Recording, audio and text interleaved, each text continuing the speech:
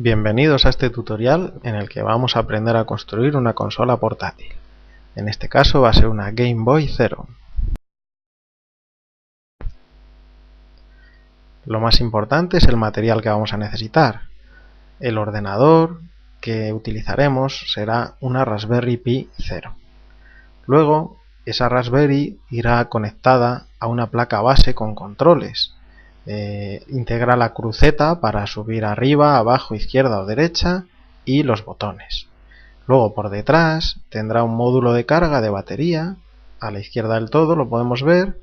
Luego en el centro vemos el módulo Step Up, que es un elevador de tensión, y a la derecha del todo tenemos el amplificador de audio.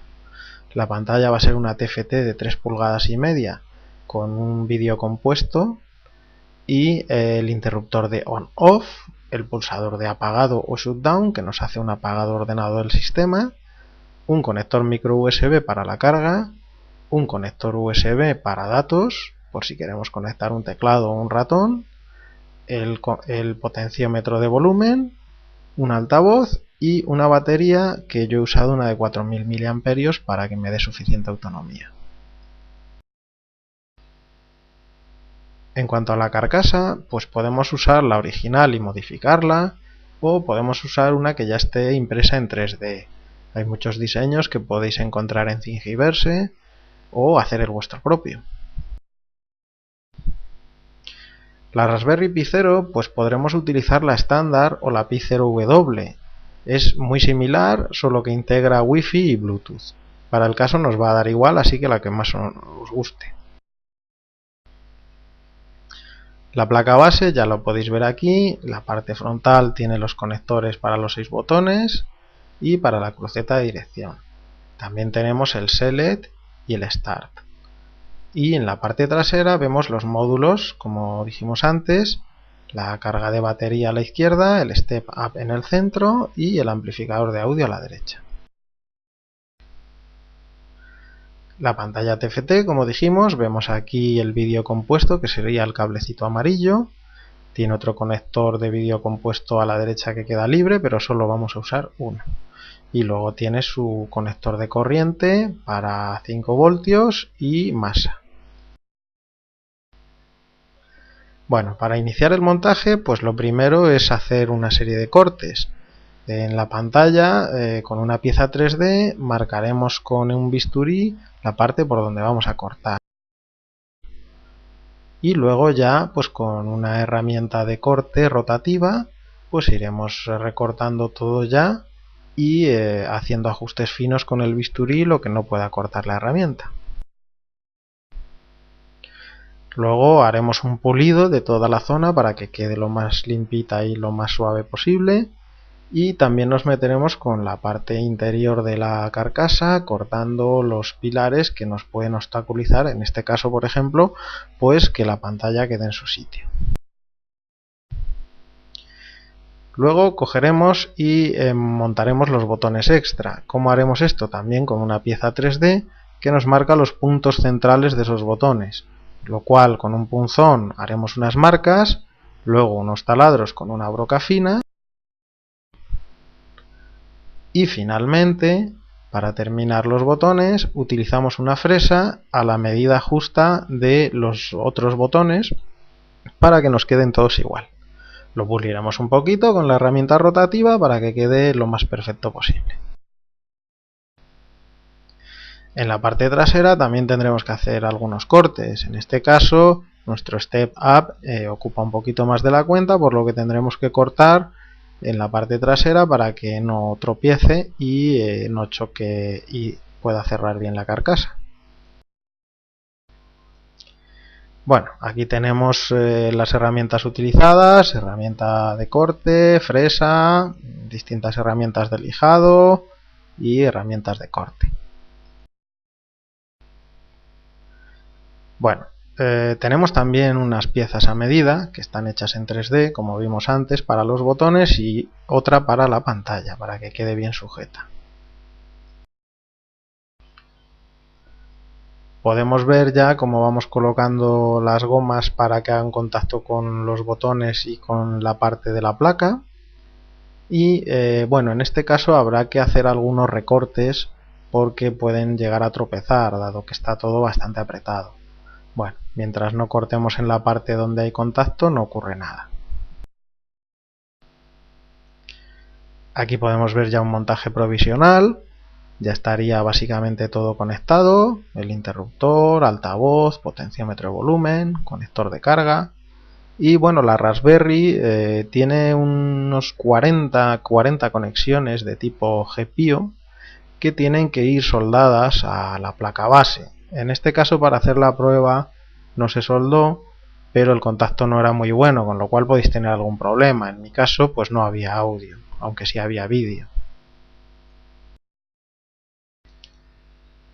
Luego ya, para terminar el montaje provisional y que sea definitivo, iremos fijando los componentes con cola caliente. Esto es muy importante porque si no pues se nos pueden mover.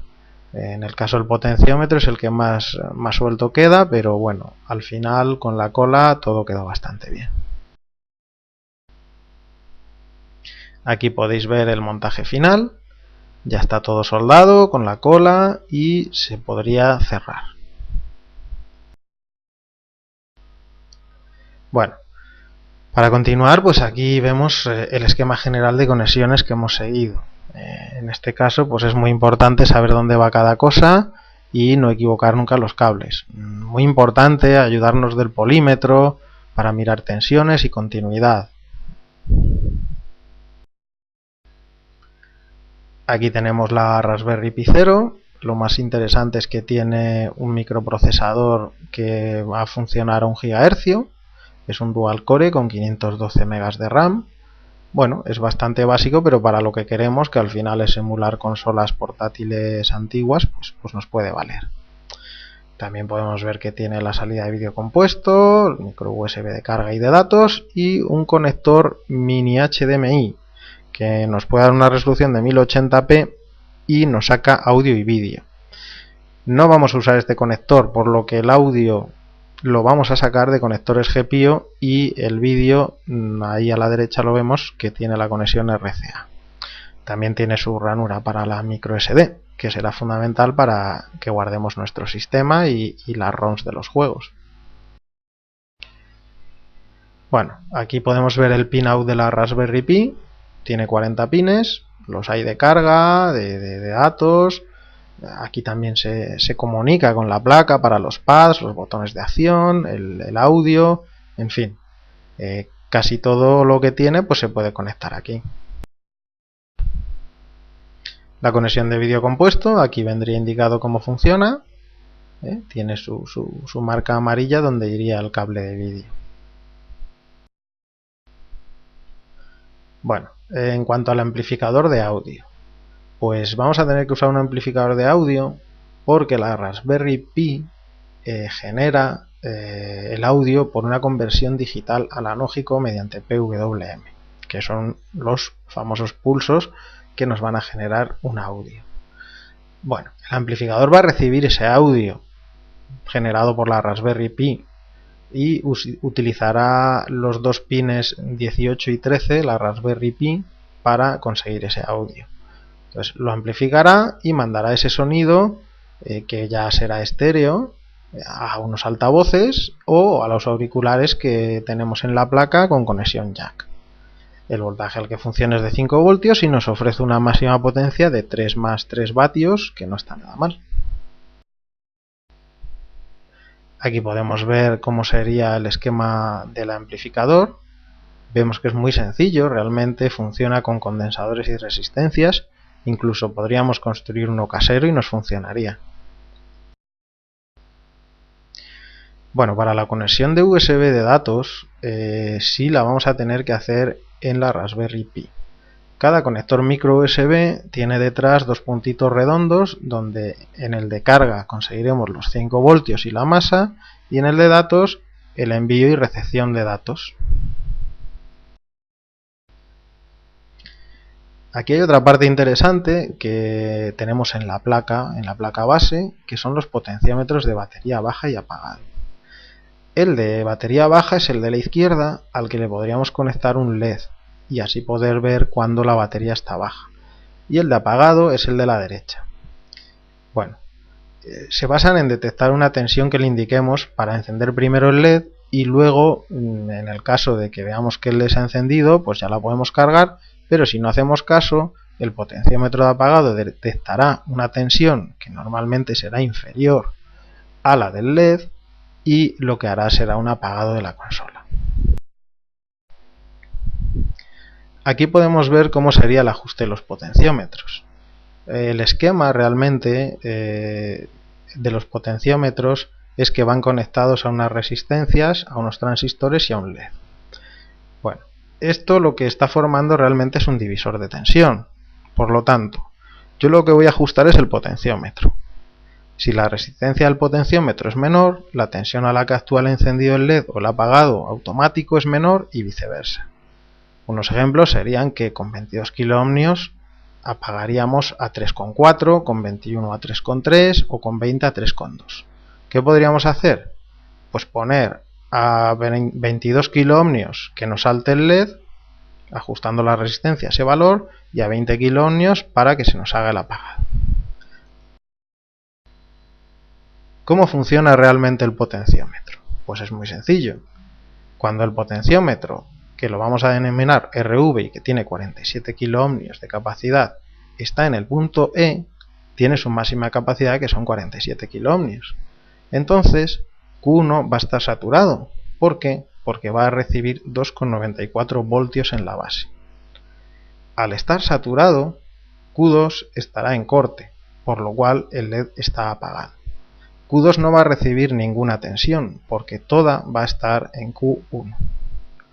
Aquí vemos la fórmula matemática y esto pues nos determina que como Q1 está saturado, a Q2 no le llega nada.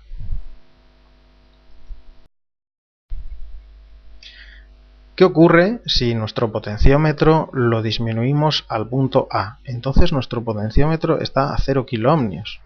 Por tanto, Q1 estará en corte, porque recibe 0 voltios en su base, o sea, Q1 no está funcionando. Pero Q2 sí estará saturado porque recibirá los 5 voltios que no está recibiendo por otro sitio el circuito. Entonces, el LED se encenderá. Entonces, ¿cuál es el punto donde cambia el encendido y el apagado? Bueno, pues si la resistencia variable la ponemos a 5,5 kiloohmios, por los cálculos que hemos hecho, la tensión que le entraría a Q1 sería de 0,7 voltios, que es la tensión umbral de activación de Q1. O sea, que si disminuimos la resistencia variable, la tensión que le entrará a la base del transistor Q1 será menor de 0,7 y se quedaría en corte, con lo cual Q2 sí estaría saturado y recibiría de nuevo los 5 voltios y encendería el LED. Conclusión, pues que tenemos un margen de maniobra muy pequeño, porque si bajamos de 5,5 kiloohmios ya se encenderá el LED. Tenemos un margen para que no se active el LED de los 47 kiloohmios a 5,5 kiloohmios, pero si bajamos de ahí ya el LED se encenderá. Bueno, en cuanto a consumos, bueno, vemos que la consola trabajando con todo al completo, ejecutando un juego, pues consumiría 1,1 amperios con unos 3,7 voltios de media de batería. Y el Step Up nos va a suministrar 5,2 voltios y 2 amperios. Lo interesante del Step Up es que se puede regular su voltaje por si tenemos algún pequeño problema. Siempre viene bien.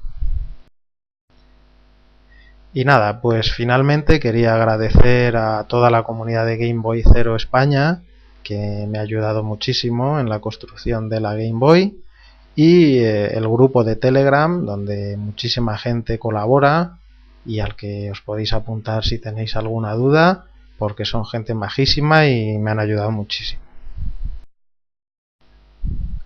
Así que hasta aquí la presentación. Muchas gracias a todos y ahora pues vamos a ver un pequeño vídeo en el que vemos el arrancado de la consola. Hasta luego y gracias.